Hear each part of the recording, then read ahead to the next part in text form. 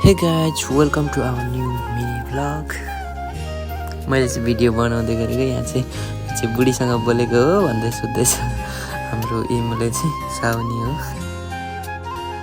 बुढीले गर्दा चाहिँ निन्द्रा नलागेको होला नि।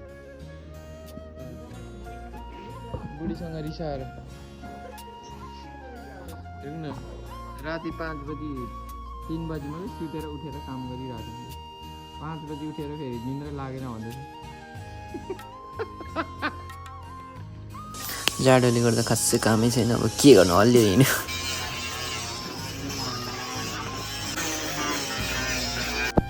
अब यो चाहिँ अलिकति काम छ हाम्रो। यो चाहिँ यसलाई चाहिँ कोरियनमा पादे भन्छ क्या, यसको नाम चाहिँ।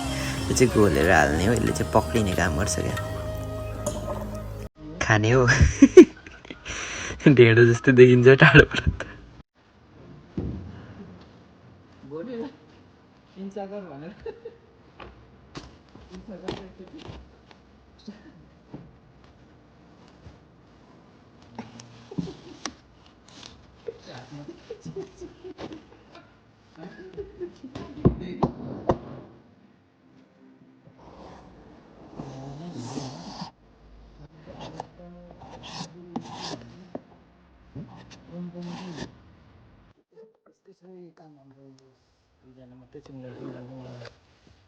अहिले चाहिँ 5 मात्रै बज्दैछ, तर पनि कस्तो राति जस्तो भइसकेको छ क्या। अहिले टाइम छोटो भएको रहेछ क्या।